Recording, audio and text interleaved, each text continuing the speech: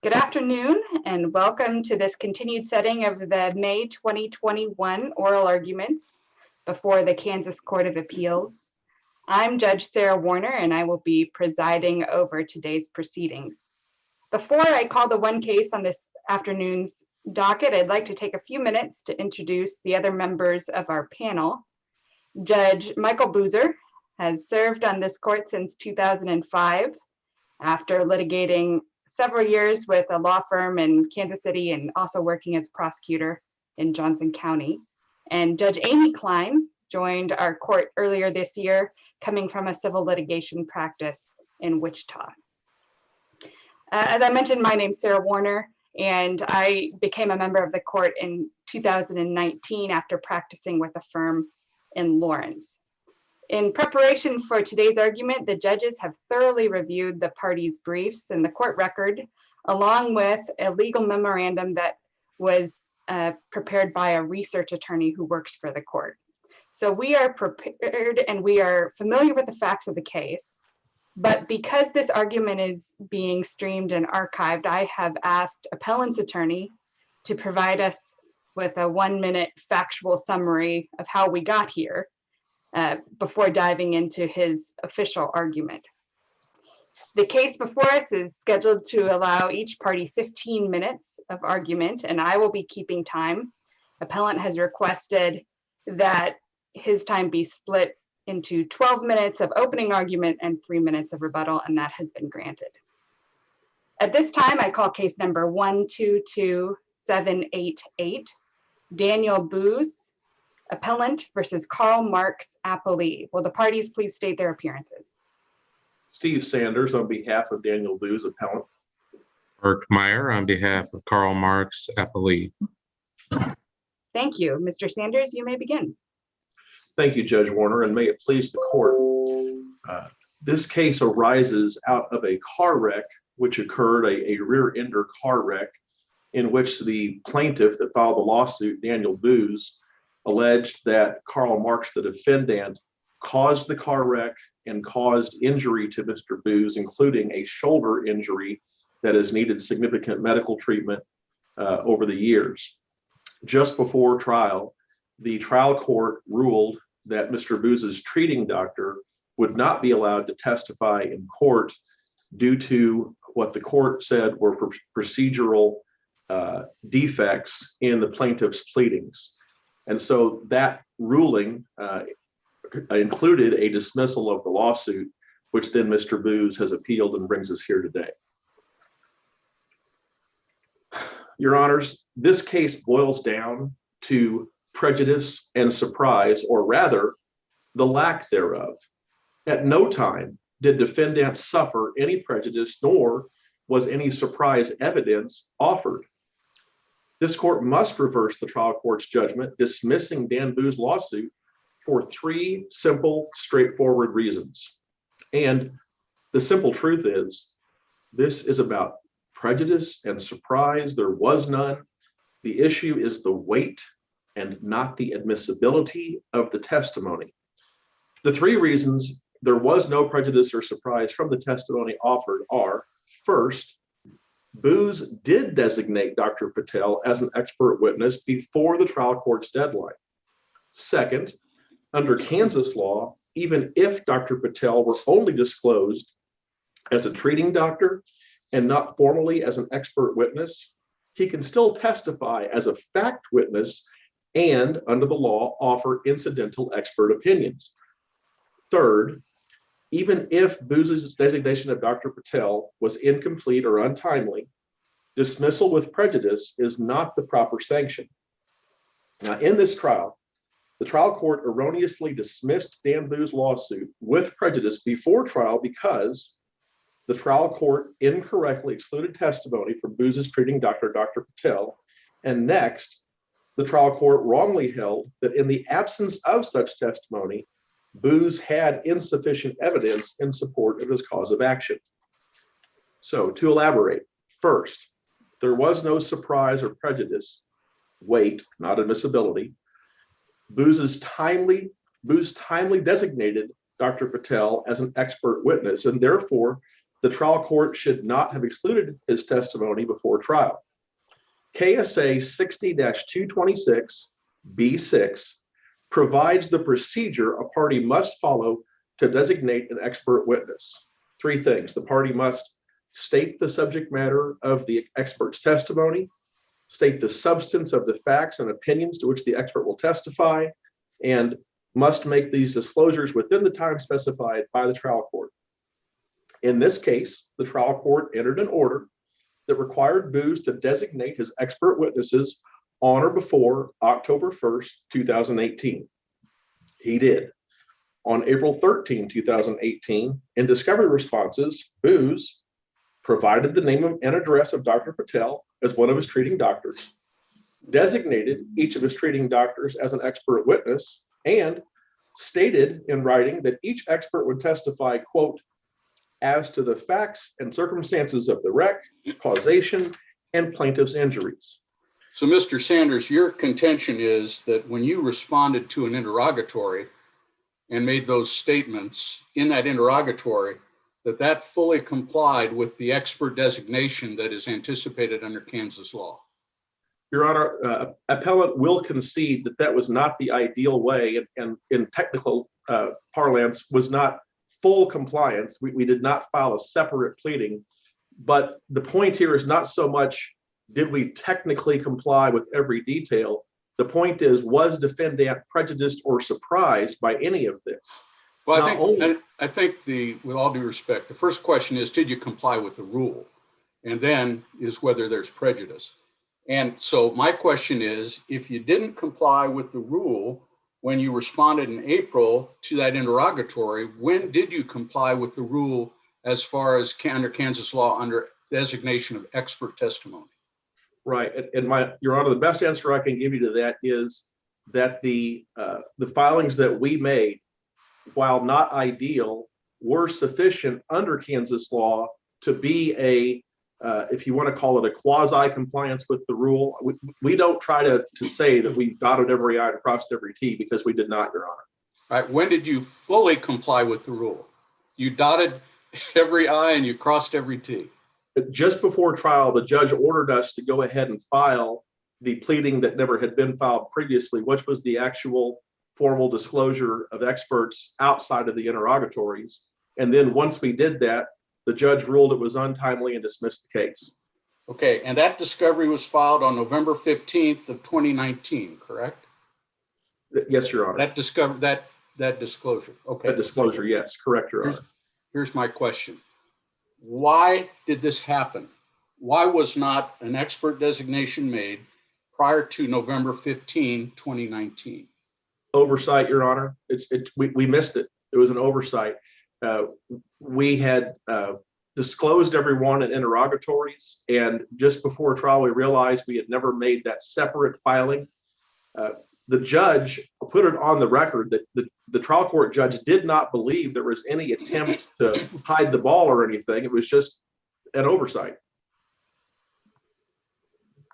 Well, defendant Marks understood that the interrogatory responses to have designated Dr. Patel as an expert witness, here's how we know. In the pretrial questionnaire, defendant appellee Marks listed Dr. Patel as a witness and included the records of his clinic as exhibits to be offered at trial. So based upon the appellee's own filings, Dr. Patel should have been allowed to testify. The trial should have proceeded just based on that alone. Counsel, wasn't Dr. Patel, I mean, he was listed, this doctor was listed as a treating physician. So there would have been records with respect to the doctor's work as a treating physician. So that's a fact witness, right? That doesn't necessarily mean that the defendant was anticipating expert testimony. Yeah, Judge, you raise an excellent point, because part of this can get down into a nomenclature issue. Obviously, medical doctors are often testifying about matters that are within their expertise, but to follow your nomenclature, Judge Warner, the Dr. Patel is a fact witness who can offer incidental expert opinions based upon all the medical records and all of his treatment. And so under Kansas law, we would call him a fact witness with incidental expert testimony. And so in that sense, we didn't really want him to testify under what the rules would use the nomenclature of a quote unquote expert witness. We merely wanted him to be a fact witness who was going to have incidental expert testimony. And counsel, could- isn't it true that the incidental expert testimony would have to be incidental to that doctor's treatment? Your Honor, what I would say to that is my client went to a clinic that had multiple doctors. He would show up and see sort of doc of the day. So multiple doctors treated my client over time, and all of the different records from that one clinic would be considered. If you had any one of the doctors testify, it would be the clinic's records, would be all of their records. And so Dr. Patel would be testifying as to his clinic's records and not merely the records that Dr. Patel personally signed. Well, certainly he didn't have the benefit or didn't talk about all of those records in the one visit or the one record that you provided, did he? No, correct. Just like most doctor visits, you're talking about whatever you're doing that particular day. And over the course of time and over the course of treatment, my client had multiple records from the one clinic, but with multiple treaters at the one clinic. So based on your interrogatory answer, where you simply designated Dr. Patel as a fact witness to talk about his treatment, how would the defendant have noticed that you were eventually going to ask him questions about causation of an accident, where when your client visited Dr. Patel, he denied the accident even occurred? Or how would the defendant have noticed that you were going to have Dr. Patel talk about the necessity of surgery when Dr. Patel's own record says that Dr. Patel recommended non-surgical intervention? I mean, if we're talking about prejudice and notice, where does the defendant get notice of those potential opinions? Your Honor, it's because we gave them all the medical records from the clinic. And if you look outside of the records that were merely signed by Dr. Patel and look at the clinic's entire file, you'll see that within all of the records, there is a discussion about the causation and the wreck and all of those things. And we not only gave them all the records from the clinic, but we also designated all of the treaters as potential testifiers. So there was no sense of prejudice, surprise in that sense. And part of the issue that you're raising, Judge Klein, really goes to a very precise legal issue. And it has to do with, is this the weight of the testimony or its admissibility? Because the jury can decide, for example, that if Dr. Patel says, I think the car wreck caused the injury, and he also needs future surgery, and then Mr. Meyer cross-examines him, the jury can decide to believe or not believe that testimony, but it's up to the jury and not to, technically speaking, the court, because it goes to the weight and not the admissibility of the evidence. Here, the trial court basically weighed the evidence and based upon that weight, ruled it inadmissible. And that's not Kansas law. It's not inadmissible.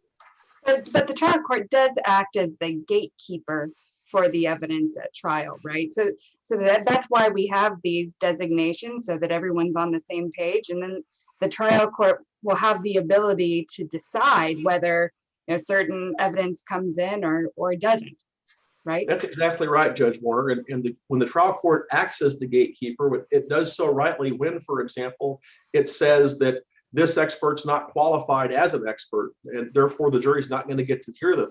But what the trial court can't do, for example, is say, well, I think that this testimony is either non-credible or this witness is a liar, and therefore I'm not going to let him testify. Respectfully, that's not the job of any judge in Kansas. That's the job of the jury. The judge gets to rule upon the admissibility, but admissibility doesn't mean credibility. There's a big difference here. And the judge basically was ruling that based upon the trial court reading the records of the medical records, he could rule whether or not it was going to be credible for Dr. Patel to testify. But that also mentioned. I do have one other question. That is, in preparing for today's hearing, I was reviewing the transcript of that hearing on the designation right before, you know, I think it was on the day that trial was scheduled to begin. I think that's right, Your Honor. And I think there was a discussion in that hearing as to what would happen if Mr. Booz wasn't allowed to designate Dr. Patel as an expert. And your statement was that all the lawyers in the room know what's going to happen if we're not allowed to designate him. I'm assuming that you mean that if you meant there that if you weren't allowed to designate, you agreed that Mr. Booz couldn't prove his case. Is that correct? Yes, and to explain that in more detail, again, it goes back to that nomenclature of what do you mean by expert versus treater? What I meant was if no doctor can testify at trial, well, then we can't make our causation case. So that's what I meant by that. If we're not allowed to put a doctor on the stand, then we can't make our case. That's what that was about. And of course, the whole purpose of the hearing was to find out, are we going to let a treating doctor testify or not? And the judge said no. Now, I am out of time. I don't respect the court's time. I've got more I can say, but I'll go ahead and wait for my rebuttal. Well, Are there other questions from the panel, Judge Boozer? thank you. I have a question. You responded to the interrogatory regarding Dr. Patel on April 13th of 2018. And in that response, you said that you would supplement it subsequently. So my question is, was that specific interrogatory about Dr. Patel ever supplemented after April of 2018? No, Your Honor, we always put that in there in case there are like more records or more evidence or something else comes up, and nothing else ever came up. Okay. And next question, what doctor was going to prove causation in this case? Dr. Patel was going to testify about his clinic's records, and his clinic's records include the causation. And that also raises a very good point, Your Honor. Well, just a minute. So Dr. Patel was the only physician who was going to testify as to causation. Is that correct? I would say this, Mr. Booz had the right to call any of the treaters, and the trial never happened. So it's kind of hard to predict what would have happened the following week. Would there have been 2 doctors testify or 3? We'll never really be able to know the answer to that question. But several years after the accident, you ought to have a pretty good idea how you're going to prove causation in your lawsuit, counsel. Certainly, and we did plan to put Dr. Patel on for certain to prove causation. And he was going to, and his last treatment of the plaintiff was when, roughly? With reference His to last the treatment of the patient. right. I know he had seen Mr. Booz during the previous year. I don't think we were going to use those records because we were under court deadlines. We were out of time to go ahead and give those records, but he had seen the plaintiff relatively recently. And in any of the records, in his clinic or Dr. Patel's records, was there any reference to a medical opinion as to causation? Yes. And what record was that, or what document was that?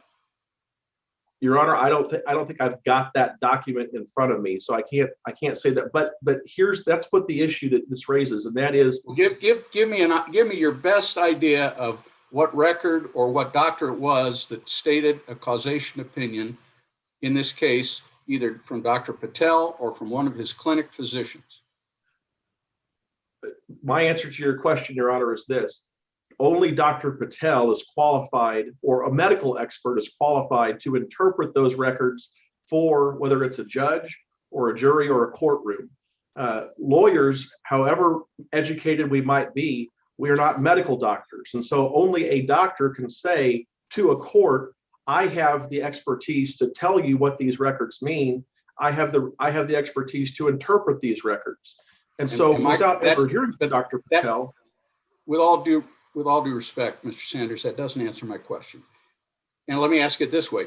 Is there any record that you have, medical record from Dr. Patel or the physicians in the clinic, that state a causation opinion? Not in the way you're asking it, Judge, but in my years of practice, that's pretty rare to see a doctor write down, I think that the wreck caused this or that. That's testimony usually and not a medical record. All right, thank you. Any other questions from the panel? I just have one. Counsel, before defendant's expert disclosure deadline, did you provide them any additional information about what you were going to have your treating doctors testify to other than that one interrogatory answer? In writing, no. Mr. Meyer and I had discussions inside of court and also on the phone. And everybody knew what the gist of the testimony was going to be, but there was nothing like there was no formal expert disclosure within the deadline. And that was not until the judge said, no, you have to file one. And we went ahead and filed one in November. When you say everybody knew what the testimony was going to be, are you referring to what was in the doctor's medical records? What was in Yes. Dr. Patel's medical records? It was reasonable for the defendant to assume Dr. Patel would testify consistent with his own medical records?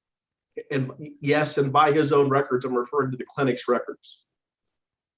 Well, you don't say in your interrogatory answer that treating doctors are going to talk about records from other doctors, whether they're in their own clinic or not, do you? It was all one clinic. No, and we don't say like what you just said, Judge. No, we did not talk about it that way. I don't have any other questions right now. All right. Thank you, Mr. Sanders. Well, Thank you still have 3 minutes for rebuttal. We'll retain that. Thank you. Mr. Meyer? May it please the court. Your honors, in my view, the dispositive legal question here is the standard of review.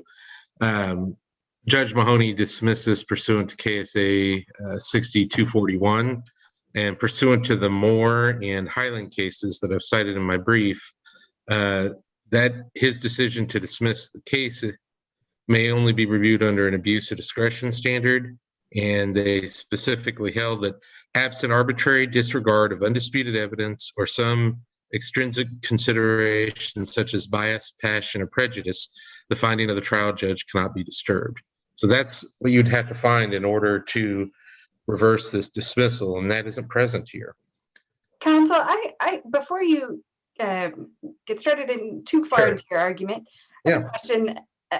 Dismissal is a very drastic action by the district court, and so I'm trying to figure out exactly what the basis for the court's dismissal was here. Was it a lack of compliance with the court order? Was it a sanction for late discovery? Was it dismissal for insufficient evidence?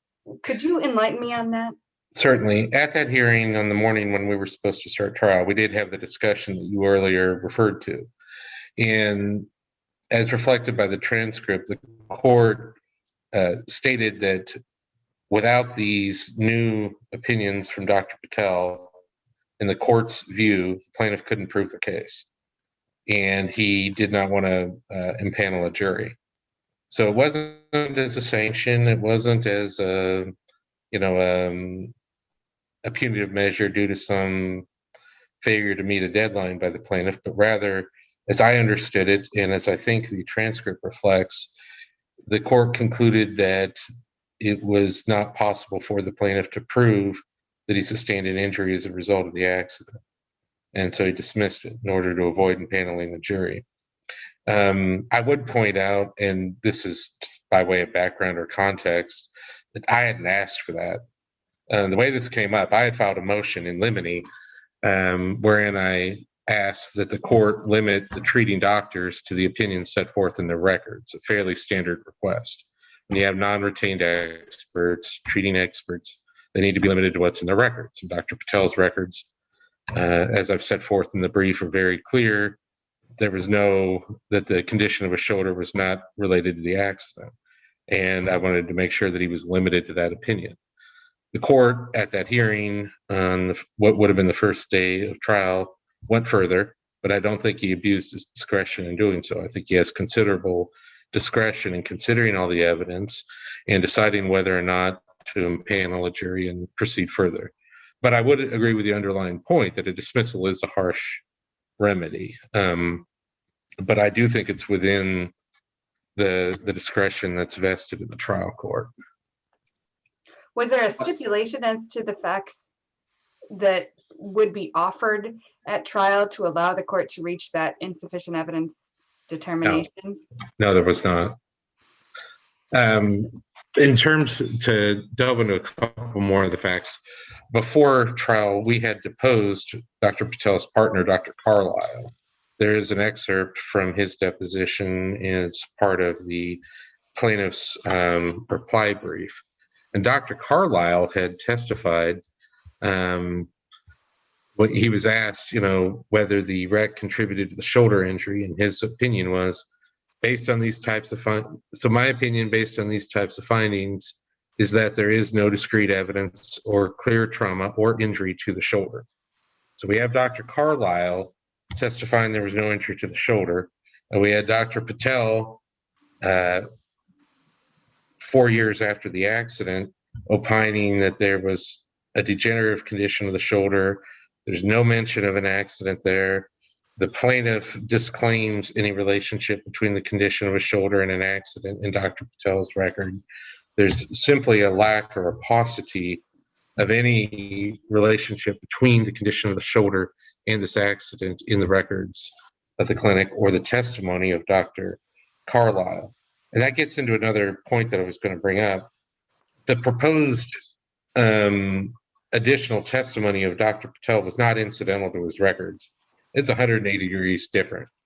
It would have him go from creating a record where he said this is a degenerative condition of the shoulder, where the plaintiff disclaims any relationship to the accident, where the treatment is limited to a shot, to Dr. Patel saying that the accident did cause the condition of the shoulder, testifying that he does need a surgery and that it was all caused. So that isn't incidental. That's a new opinion. And that should have been, if that was going to be offered, it should have been timely disclosed within the deadline for disclosing experts. And a report should have been generated. We should have had an opportunity to talk to him earlier.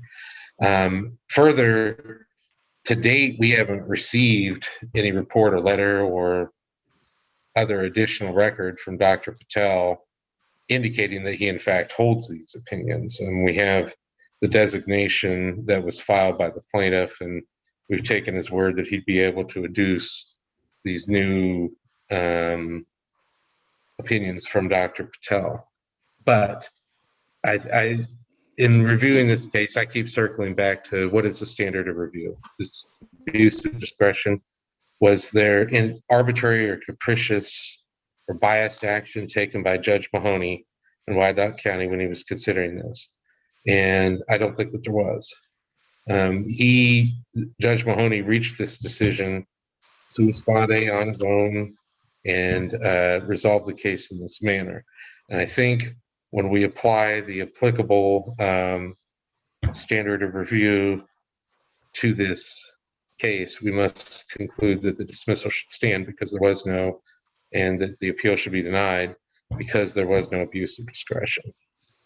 So on page, Mr. Meyer, on page 4 and 5 of the appellant's reply brief, he quotes you as saying that given Dr. Carlisle's testimony and the fact that the plaintiff did seek and obtain limited chiropractic care after the accident, that the defendant concluded that the plaintiff could make a submissible case on the basis of medical fact witnesses, including Dr. Patel.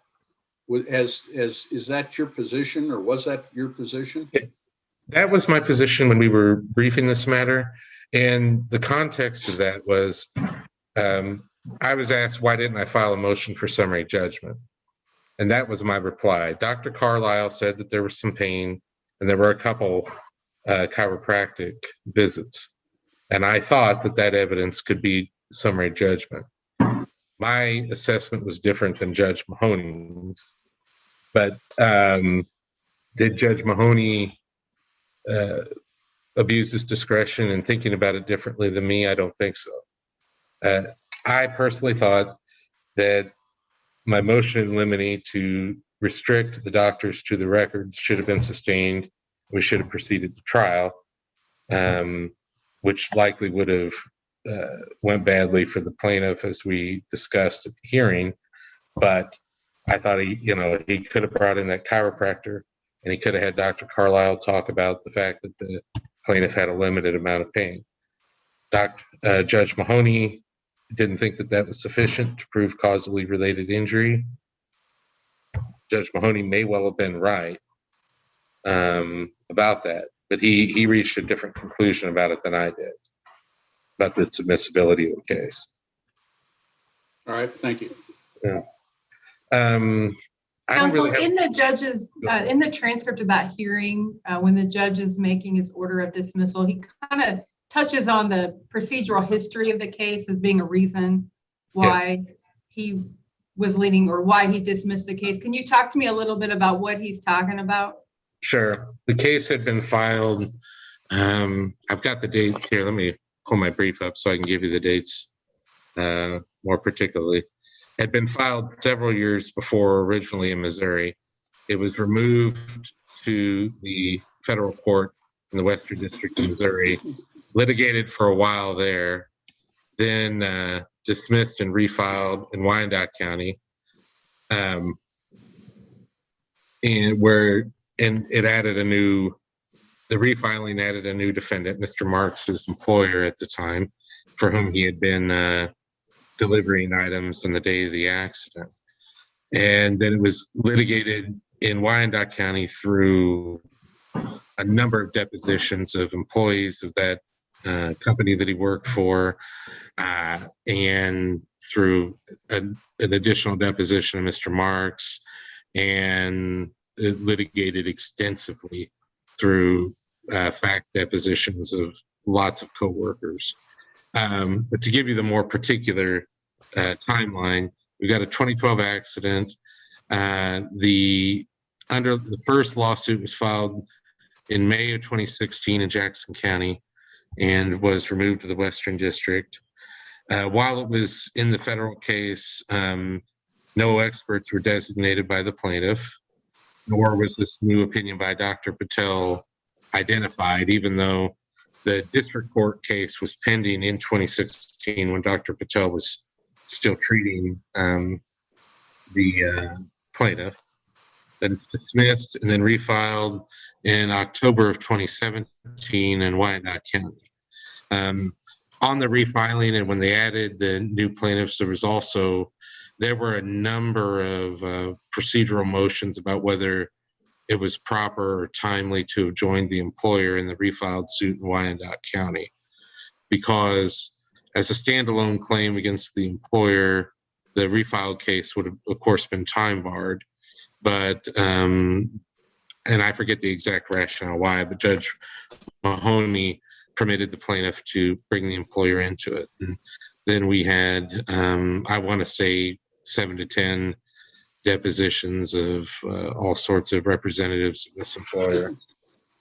But that's and then the case was set once. I had to request one continuance.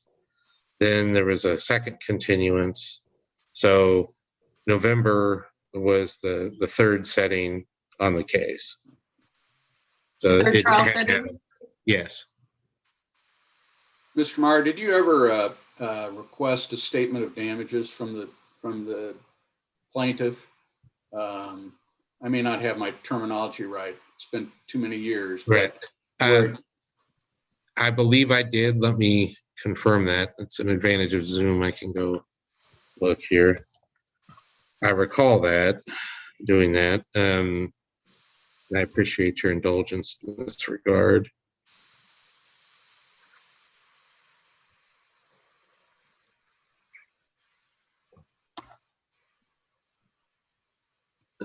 Here.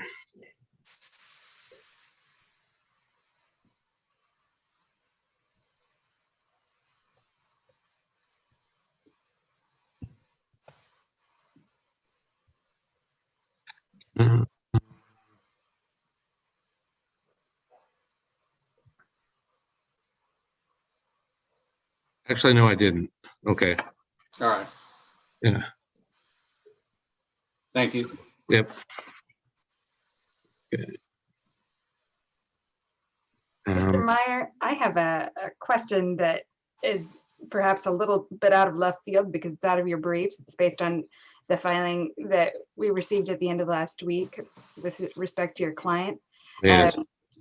So in light of the fact that Mr. Marks has recently passed away, what's your position on whether we can issue a decision in this case with the parties being as they are, or whether we have to wait until an administrator of Mr. Marks's estate is identified and substituted? I looked for some law on that and I couldn't find any. in this particular circumstance. As a practical matter, I would prefer an order in the case denominated as Booz versus Marks, simply in terms of speed, because I am having difficulty getting in touch with Mr. Marks's family and taking the steps necessary to get somebody else appointed as the defendant, and that will take some time. So that's a practical reason why I would I would ask that the court enter a decision as Booz versus Karl Marx. I think a legal basis for that might be or legal analysis might be to say that this is an action which survives him and would be binding against his estate under Kansas law. And accordingly, a judgment against him would, under the Kansas probate code and Kansas probate statutes, be considered a valid debt of the estate. So I think that entering it against, if whatever the effect of any order here is effective as against the estate because it steps into his shoes. I haven't had a chance to brief that for you. I know I'm due to submit something tomorrow, and I'm going to work on that this afternoon. But that was my thinking, is that an order that denominates Mr. Booz and Mr. Marks would be sufficient because an order against Mr. Marks can be enforced against his estate. And I'm just analogizing, like if there was a collection lawsuit against him, that would, and there was a judgment, that would be enforceable against the assets of his estate. In this case, well, we don't have a jury here, so I can say it, there's insurance that'll cover it one way or the other, but that's a practical concern, not a legal one. So I would look to the probate code and the accompanying case law to submit to the court that would be proper or acceptable to enter an order using the current parties. Because in my brief on the motion to substitute issue, I anticipate that I'm going to be asking you for a little more time so that I can try to track down somebody appropriate to step into that role. Thank you.